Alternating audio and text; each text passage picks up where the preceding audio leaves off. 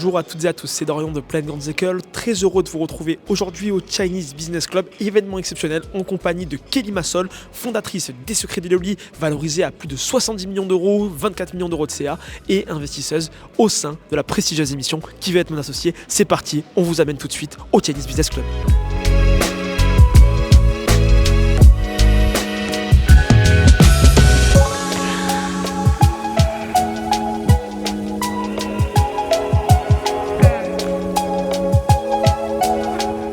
Merci d'être parmi nous et de nous inspirer une fois encore à viser plus haut. Je vous remercie de votre attention et je cède la parole à Madame Kelly Massol.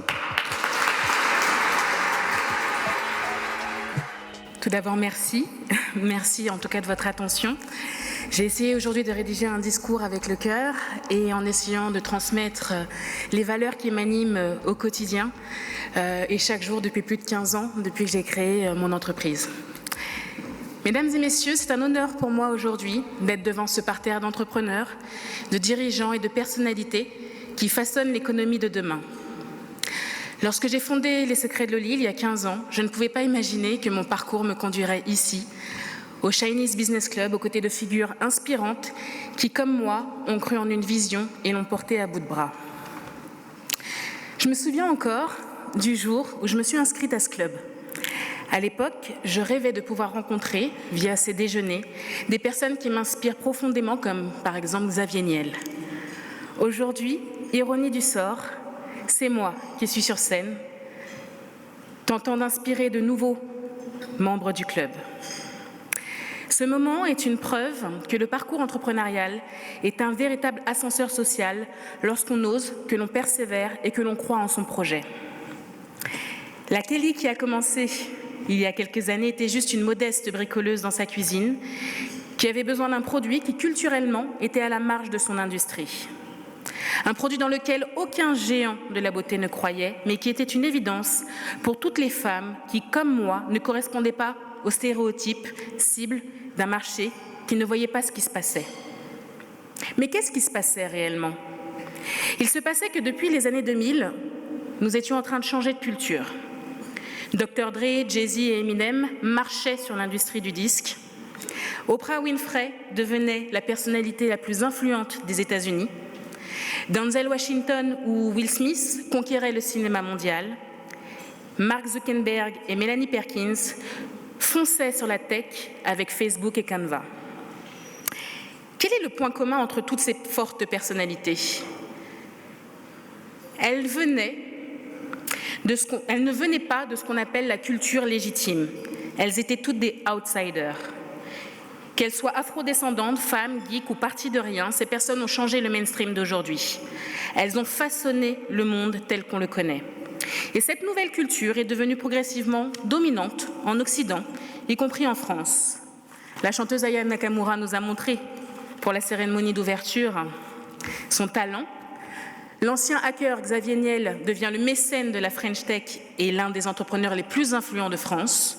Les fans de jeux vidéo auront Squeezie et Léna Situation s'érige comme la hit girl française la plus suivie à l'international jusqu'à être notre seule représentante de notre pays au Met Gala. Le nouveau mainstream, c'est eux. Le nouveau mainstream, c'est nous. N'y voyez pas là une vision raciale ou genrée de la culture, bien au contraire.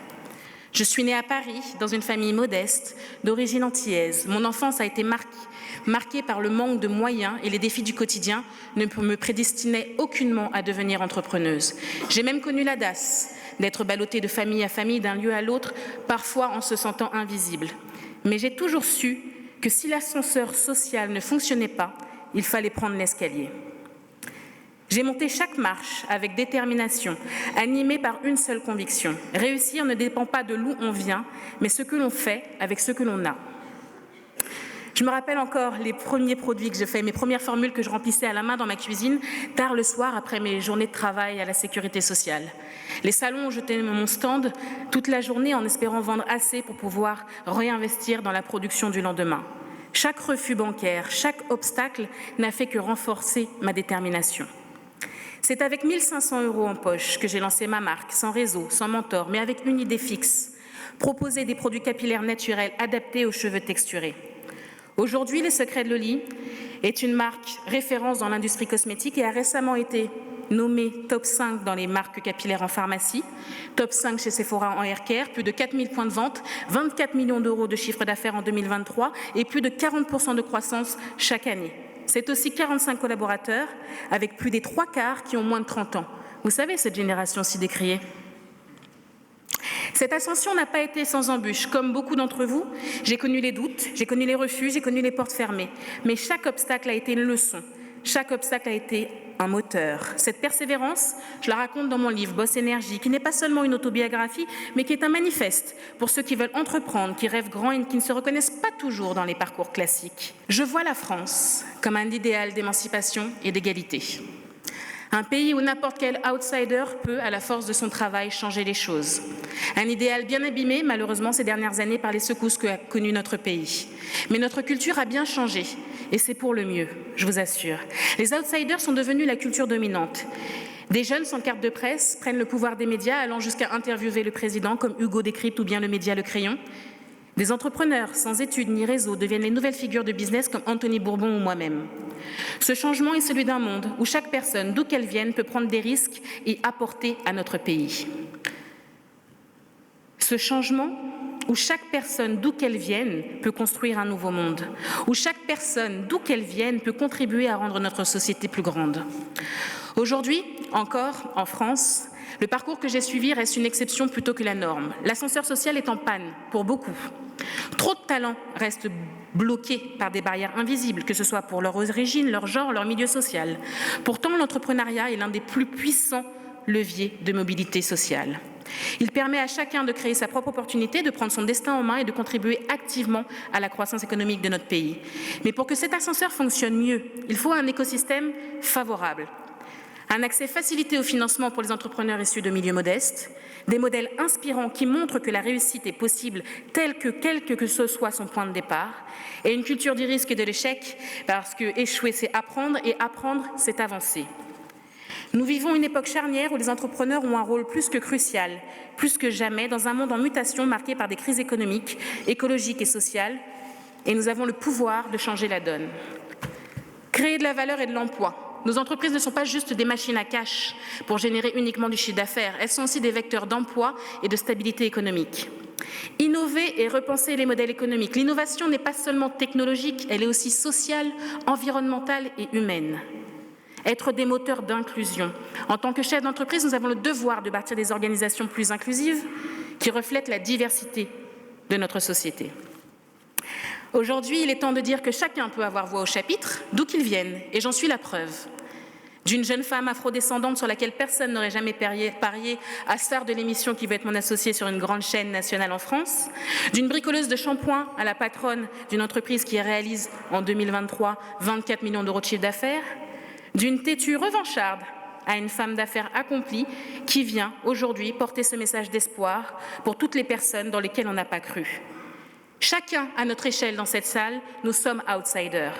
D'un parent qui n'a pas cru en nous, d'un professeur qui prenait plaisir à nous humilier, d'un cercle social dont on se sentait parfois le boulet, d'un ex qui nous a tourné le dos pour aller chercher mieux ailleurs, d'un patron qui voulait démontrer notre incompétence. Nous sommes tous outsiders. Et c'est avec cette énergie, celle de l'illégitimité supposée, que vous pouvez tous gravir même les plus grandes montagnes. Si je suis ici, c'est parce que j'ai eu des opportunités, mais surtout parce que j'ai refusé de me laisser enfermer dans une case. Je crois profondément que nous avons tous un rôle à jouer dans l'élévation des autres, en tendant la main, en partageant nos expériences et en ouvrant des portes à ceux qui arrivent après nous. J'espère que mon parcours pourra inspirer d'autres personnes à prendre ce chemin, à croire en leurs rêves et à comprendre que chaque entreprise créée est une brique ajoutée à l'édifice collectif. Je veux aussi rappeler que l'entrepreneuriat est une aventure humaine autant qu'économique. Derrière chaque projet, chaque réussite, il y a des histoires de résilience, de passion et d'engagement. Nous avons le devoir de transmettre cette énergie et d'accompagner les générations futures à bâtir un monde où chacun peut saisir sa chance. Alors continuons à innover, à oser et à bâtir un futur où l'entrepreneuriat sera un véritable moteur de transformation sociale. Merci à vous et que l'énergie, la Boss Énergie, nous anime aujourd'hui, continue de porter l'entrepreneuriat vers de nouveaux horizons.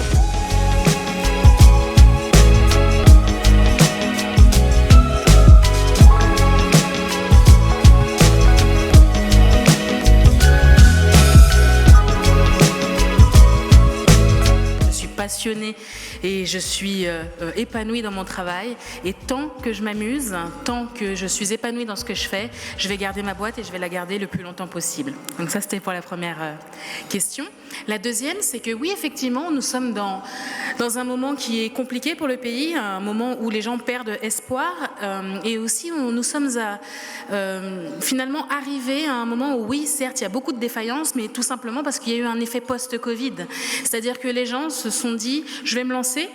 Je vais me lancer accompagné effectivement de toutes, je dirais, des bagages économiques qu'en France on fait pour pouvoir aider les gens à se lancer. Donc je parle du Pôle emploi, alias France Travail maintenant. Et donc du coup, il y a beaucoup d'entreprises qui se sont créées par passion. Mais la passion, c'est bien, mais la résilience qui va avec, tout le monde ne l'a pas forcément. Donc moi, je vois toutes ces défaillances parce que oui, effectivement, économiquement, le pays, c'est plus difficile. Et donc en fait, on a cette première vague d'entrepreneurs qui se rendent compte qu'ils ne sont pas venus là pour souffrir et uniquement souffrir et qui reviennent donc dans le monde du salariat. Donc je pense qu'il y a cette grosse vague qui nous attend encore d'entreprises qui vont fermer parce que finalement, les gens se sont lancés sous la passion, mais n'avaient pas forcément le prisme entrepreneurial complet. Et de l'autre côté, je pousse les entreprises et les entrepreneurs que je soutiens en tant que business angel ou mentor à continuer d'ouvrir les portes et surtout à tenir bon parce que finalement, si vous ne mangez pas votre pain noir, vous ne pouvez jamais savourer la réussite. Bonjour Kelly et bravo pour ce parcours en plus particulièrement souriant. Non, je voulais juste vous demander, est-ce que vous êtes approché, par exemple, je pense à certains footballeurs de l'équipe de France dont la coiffure visiblement est quelque chose de très important pour eux. Et au-delà de ça, pas seulement l'équipe de France, de clubs, tout ça, et au-delà de ça, est-ce que vous êtes approché par des sportifs en mal de partenariat, de sponsoring et autres Voilà, c'est ma réponse. Et encore une fois, félicitations pour votre parcours. Le monde du sport est un monde effectivement qui fait partie de la culture mainstream et la culture qu'aujourd'hui les jeunes générations regardent avec attention. Alors, je ne sponsorise pas forcément des footballeurs, même si nous avons fait des partenariats, notamment dans le monde du basketball, notamment avec l'Adidas Accor Arena. Et nous avons des pourparlers avec l'équipe du PSG féminine. Mais au-delà de ça, moi, ce que je sais, c'est que les footballeurs utilisent, en tout cas pour leurs enfants, la marque Les Secrets de Loli depuis quand même pas mal de temps. Et on est totalement ouvert à ce genre de partenariat. Donc, s'ils nous écoutent, qu'ils n'hésitent pas à m'envoyer un message sur Instagram. Je réponds à l'intégralité de mes messages. Question simple et directe. Vous voyez où dans 5 ans ? Vous créez de nouvelles entreprises, vous rachetez d'autres entreprises, ça m'intéresse. Dans 5 ans, je vois effectivement que l'entreprise Secret Loli sera donc une entreprise multinationale, certainement leader européen en tout cas sur la catégorie, en recherche de croissance notamment aux États-Unis et certainement d'autres cordes à mon arc. Au-delà de l'investissement, je pense qu'il est temps aussi d'aller secouer le monde des salons de coiffure en France et à l'international. Du coup, j'ai ouvert une académie avenue de la Bourdonnais pour pouvoir former tous les coiffeurs aux cheveux texturés cette année, enfin en fin d'année dernière. Et peut-être, je ne sais pas, me lancer dans le skincare. Dans ton discours, tu parles beaucoup de rôle modèle et on voit que c'est un sujet qui te tient à cœur. Tu l'es toi maintenant devenu pour des milliers de Français et de Françaises. C'était qui toi, tes rôles modèles quand tu étais plus jeune ? Quand j'étais plus jeune, j'avais pas beaucoup de rôle modèle. Un rôle modèle entrepreneurial, je l'ai déjà dit 10 fois, c'était Xavier Niel parce que c'est un homme qui aime foutre le bordel, comme il le dit dans son dernier livre, le titre de son dernier livre. Mais au-delà de ça, c'était très difficile de trouver une femme à qui m'identifier. Et la seule femme à qui je m'identifiais, c'était Oprah Winfrey. Et j'espère sincèrement être à mon échelle la Kelly Massol française qui va pouvoir apporter de l'espoir et du bonheur aux gens. Bonjour. Bonjour. On parle souvent de l'état d'esprit, de l'attitude. Et je dis souvent que l'erreur, c'est pas de chuter, c'est de mettre du temps à se relever. Vous êtes d'accord avec ça ? Oui, on peut mettre du temps à se relever, mais moi je dirais que l'erreur, c'est d'abandonner l'idée de croire que c'est possible.